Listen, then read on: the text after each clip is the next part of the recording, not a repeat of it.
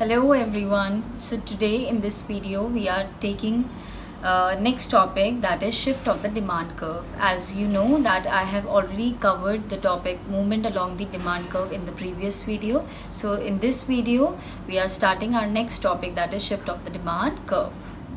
Okay. So this is our topic, that is shift of the demand curve. ठीक है, इससे जो पहले वाला टॉपिक था उसके अंदर मूवमेंट था, जिसमें मैंने आपको बताया था कि बहुत सारे अलग अलग डिटर्मिनेंट्स होते हैं, जैसे कि Px, Pr, Y, T and E, है ना. Px means the price of own price of the commodity. Pr is the price of the related good. That these are substitute goods and complementary goods. Y is for income, T for taste and E for expectation. तो मैंने आपको बताया था जो movement होता है demand curve का वो सिर्फ Px से इफेक्ट होता है, ठीक है. और वहाँ पे हमने Pr, Y, T, E इन सभी को हमने कांस्टेंट लिया था, ठीक है. तो ये हमारा टॉपिक है, that is shift of the demand curve. तो basically shift of the demand में चेंजेस आते हैं इन सभी की वजह से, ठीक है.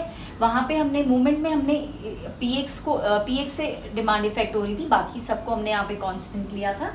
यहाँ पे shift of the demand curve में अगर आपकी क्वांटिटी चेंज होगी, अगर आपकी डिमांड चेंज होगी तो वो किन रीजंस की वजह से होगी, इन फैक्टर्स की वजह से होगी.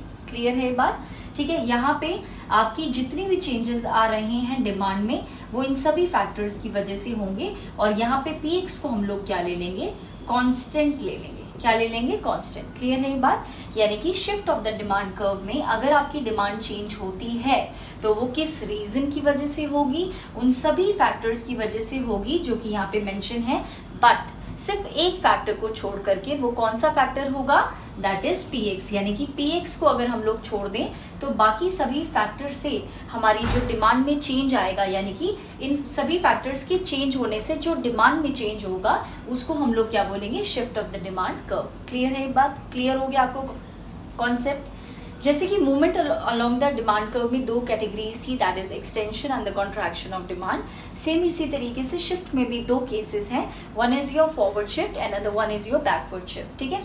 Forward shift happens when there is increase in the demand and backward shift happen due to the decrease in the demand. यानी कि जब आपकी डिमांड इंक्रीज होगी तो उसकी वजह से जो शिफ्ट क्रिएट होगा उसको हम लोग फॉरवर्ड शिफ्ट बोलेंगे. और यहाँ पे अगर डिक्रीज इन डिमांड हो रही है तो उसकी वजह से जो शिफ्ट होगा वो कौन सा होगा, बैकवर्ड शिफ्ट, ठीक है.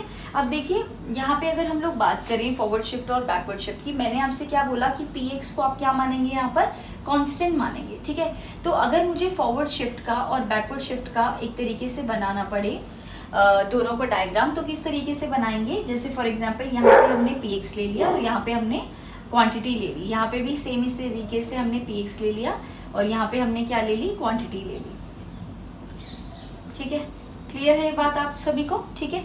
अब यहाँ पे देखो मैंने क्या बोला है आपसे कि Px को आप कांस्टेंट मानोगे, ठीक है. तो लेट अस सपोज कि आपने प्राइस ऑफ द कमोडिटी को सेम मान लिया, कांस्टेंट मान लिया, यानी कि 10, ठीक है. अगर आप चेंज कर ही नहीं रहे हो तो यहाँ पे आपको सेम ही लिखना पड़ेगा.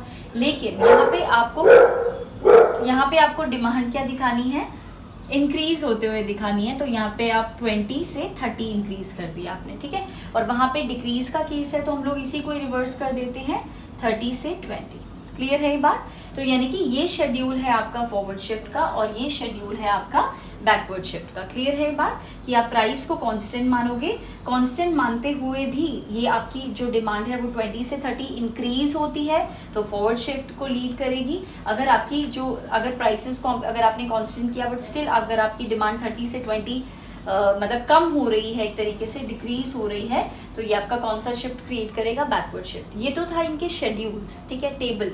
अगर मेरे को यही चीज़ अगर डायग्रामेटिकली प्रेजेंट करनी पड़े तो किस तरीके से प्रेजेंट करेंगे.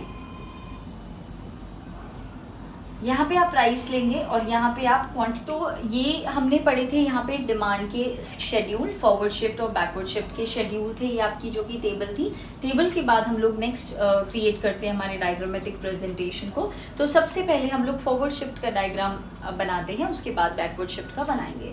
तो यहाँ पे देखिए एक्स एक्सिस पे हमेशा क्वांटिटी यानी कि यूनिट्स को शो किया जाता है कमोडिटी की, और वाई एक्सिस पे अगर आपने यहाँ पे क्या लिया, price of the own commodity, ठीक है. अब price of the own commodity को क्योंकि हमने कांस्टेंट माना था, यहाँ पे 10 माना है हमने 10, तो हमने यहाँ पे 10 ले लिया।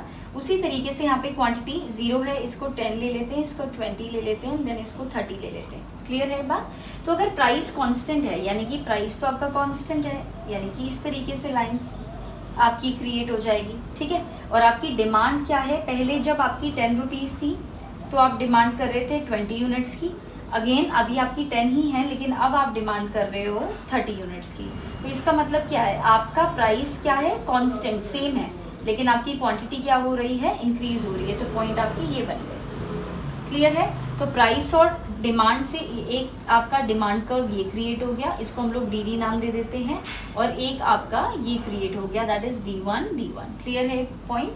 यहाँ पे आप नाम दे दीजिए इस पॉइंट को A और इस पॉइंट को B, और ये देखिए। ठीक है, तो इस कर्व को, इस शिफ्ट को हम लोग क्या बोलते हैं? Forward shift.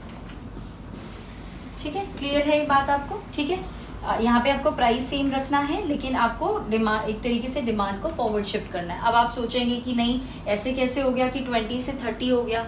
ठीक है, तो हम अगर ये फैक्टर नहीं ले रहे तो बाकी तो फैक्टर्स ले रहे हैं ना। हो सकता है आपकी इनकम इंक्रीज हो गई हो, इस वजह से फॉरवर्ड शिफ्ट हो गया हो, या टेस्ट हो, या एक्सपेक्टेशन की वजह से, तो बहुत सारे अदर फैक्टर्स की वजह से डिमांड आपकी इंक्रीज हो गई है। क्लियर है ये बात? तो ये डायग्राम है किसका? फॉरवर्ड शिफ्ट का। नेक्स्ट हम लोग देख लेते हैं डायग्राम किसका? बैकवर्ड शिफ्ट का। तो बैकवर्ड शिफ्ट के लिए इसी तरीके से हम लोग क्रिएट करेंगे 0 y and x। यहाँ पे हम लोग शो करेंगे क्वांटिटी को, और यहाँ पे हम लोग शो करेंगे प्राइस को। ठीक है, प्राइस को आप उतना ही ले लीजिए, दैट इज 10। यहाँ पे आप 10, 20 एंड देन इधर आ जाता है 30। प्राइस का आपका कांस्टेंट है, तो you will make a straight line. ठीक है, और यहाँ पे पहले जब 10 था तब 30 क्वांटिटी थी, यानी कि पॉइंट यहाँ पे ये आएगा, दिस पॉइंट। तो इससे बना ये कर्व। ठीक है, तो ये आपका डिमांड कर्व बन गया। इसको डी नाम दे देते हैं, जो ओल्ड वाली है उसको डी, जो न्यू वाली है वो D1 D1 हो जाएगी। ठीक है, उसके बाद जब आपकी प्राइस सेम था 10, लेकिन स्टिल आपकी क्वांटिटी 20 पे आ गई थी, तो इस तरीके से आप डायग्राम बनाएंगे और नई वाली को देंगे D1 D1। क्लियर है ये बात? ओरिजिनल वाले को A नाम दे दीजिएगा और बाद वाली को B, और ये आपका देखिए शिफ्ट हो गया किस तरफ? बैकवर्ड। तो ये डायग्राम है किसका? बैकवर्ड शिफ्ट का। आपने अगर एक बात नोटिस करी हो इन डायग्राम्स में, तो नए डायग्राम्स बने हैं, आई मीन टू से नए स्लोप्स बने हैं डिमांड कर्व के, लेकिन मूवमेंट में एक ही स्लोप था, बस उसकी पोजीशन एरो से डिफाइन की गई थी। अगर नीचे की तरफ जा रहा है डाउनवर्ड तो एक्सटेंशन, और अगर ऊपर जा रहा है एरो तो वो हमारा क्या क्रिएट करेगा? Contraction of demand. ठीक है, तो नेक्स्ट है आपका कि यहाँ पे फॉरवर्ड शिफ्ट होता है, जिसकी वजह से इंक्रीज इन डिमांड कब होगा, डिक्रीज इन डिमांड कब होगा? तो जो फैक्टर्स हैं, यानी कि जो आपके फैक्टर्स हैं, या फिर कह सकते हैं जो डिटर्मिनेंट्स हैं, उसको मैंने मिड में लिख दिया है। और डिटर्मिनेंट्स इंक्रीज होंगे, डिक्रीज होंगे, कौन से केस में क्या होगा, वो उनके पैरेलली मैंने लेफ्ट और राइट साइड लिख रखा है। ठीक है, नेक्स्ट आ जाता है, जैसे सबसे पहले है आपका इनकम। ठीक है, अगर आपकी इनकम इंक्रीज होती है तो ऑटोमेटिकली आपकी डिमांड भी इंक्रीज हो जाएगी। ठीक है, नेक्स्ट आ जाता है आपका price of the substitute goods. Price of the substitute goods में बेसिकली क्या है, आपको पता ही है कि सब्सटीट्यूट गुड्स की अगर मैं बात करती हूँ तो फॉर एग्जाम्पल हमने यहाँ पे बात करी किसकी? कोक की, और किसकी बात करी? पेप्सी की। ठीक है, तो अब यहाँ पे आपको बोल रखा है इंक्रीज इन द डिमांड, और यहाँ पे मैंने बोल रखा है price of the substitute goods अगर इंक्रीज होगा तो इंक्रीज इन डिमांड होगा, अगर डिक्रीज होगा तो डिक्रीज इन डिमांड होगा। अब देखिए फॉर एग्जाम्पल आप मुझे बताइए, अगर प्राइस जो है कोक का, ठीक है, अगर वो बढ़ गया, ठीक है, कोक अगर महंगी हो गई, ठीक है, फॉर एग्जांपल आप किसी भी शॉपकीपर के पास गए और आपने बोला कि कोक के लिए, तो सामने वाला अगर शॉपकीपर आपको ये बोल रहा है कि भाई साहब कोक तो बहुत ज़्यादा महंगी हो गई है, तो आप तो इतना पैसे हो सकता है आप लेके ना गए हो, तो आप क्या बोलोगे कि नहीं चलो अगर कोक महंगी हो गई है तो भैया पेप्सी दे दीजिए। ठीक है, तो यानी कि कोक के प्राइस बढ़ते ही डिमांड किसकी बढ़ जाती है? पेप्सी की बढ़ जाती है। डिमांड किसकी बढ़ जाती है? पेप्सी की। क्लियर है ये बात? यानी कि अगर कोक का प्राइस बढ़ रहा है तो कोक कोई नहीं खरीदेगा, पेप्सी खरीदेंगे लोग, लेकिन अगर कोक अगर सस्ती हो जाती है तो लोग कोक को ज़्यादा खरीदेंगे, पेप्सी को कम खरीदेंगे। ठीक है, क्लियर है ये बात? नेक्स्ट आ जाता है आपके पास यहाँ पे price of the complementary goods. ठीक है, कॉम्प्लीमेंट्री गुड्स का मतलब क्या होता है? एक तरीके से जैसे कि मैंने आपको बताया ब्रेड एंड बटर ले सकते हैं, कार एंड पेट्रोल ले सकते हैं, पेन और इंक ले सकते हैं। तो कॉम्प्लीमेंट्री गुड्स होता है जो एक के बिना दूसरा अधूरा हो सकता है। फॉर एग्जाम्पल ये मार्कर बिना इंक के काम नहीं कर सकता, पेन बिना इंक के काम नहीं कर सकती, कार बिना पेट्रोल के नहीं चल सकती। तो कार और पेट्रोल या पेन और इंक, तो ये सारी चीज़ें आपकी क्या होती हैं, कॉम्प्लीमेंट्री गुड्स होती हैं। तो यहाँ पे देखिए price of the complementary goods में यहाँ पे डिक्रीज दे रखा है कि अगर ये प्राइस ऑफ द गुड्स अगर डिक्रीज होता है तो आपका ऑटोमेटिकली डिमांड क्या हो जाती है, दूसरे वाले प्रोडक्ट की आपकी इंक्रीज हो जाती है। क्लियर है ये बात। फॉर एग्जाम्पल अगर मैं ये बोल रही हूँ कि जो प्राइस है किसका, पेट्रोल का, ठीक है, अगर प्राइस पेट्रोल का ज़्यादा हो जाता है, ठीक है, तो लोग जो डिमांड है वो किसकी बढ़ जाएगी। फॉर एग्जाम्पल अगर पेट्रोल का प्राइस ज़्यादा हो गया, या फिर मैं यहाँ पे लिख सकती हूँ फॉर एग्जाम्पल अगर डीजल का प्राइस ज़्यादा हो गया, ठीक है, तो लोग, आप मुझे बताइए कि अगर डीजल का प्राइस ज़्यादा है तो लोग ज़्यादा कौन सी कार खरीदना पसंद करेंगे, ऐसी कारें जो पेट्रोल से चलती हैं या ऐसी कारें जो डीजल से चलती हैं, क्योंकि डीजल ऑलरेडी बहुत महंगा है। तो डिमांड किस कार की बढ़ जाएगी जो कि क्या यूज़ करती हैं, पेट्रोल यूज़ करती हैं। इसका मतलब अगर प्राइस ऑफ द डीजल अगर ज़्यादा बढ़ रहा है तो डीजल वाली कार्स के जो एक तरीके से उनकी डिमांड जो है वो फॉल हो जाएगी, और जो बाकी जो डिमांड है कार की वो रिवर्स बैक हो जाएगी। क्लियर है ये बात।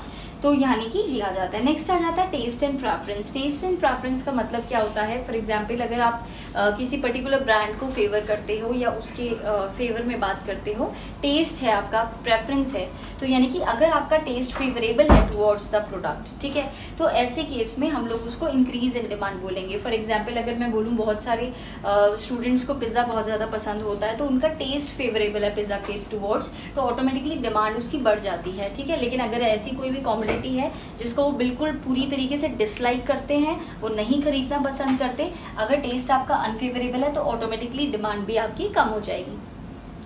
नेक्स्ट है आपका यहाँ पर expectation of price in the future, या एक्सपेक्टेशन ऑफ द प्राइस के अलावा आप अवेलेबिलिटी को भी बोल सकते हैं यहाँ पर, कि बाद में आपको प्रोडक्ट अवेलेबल होगा भी या नहीं, ठीक है।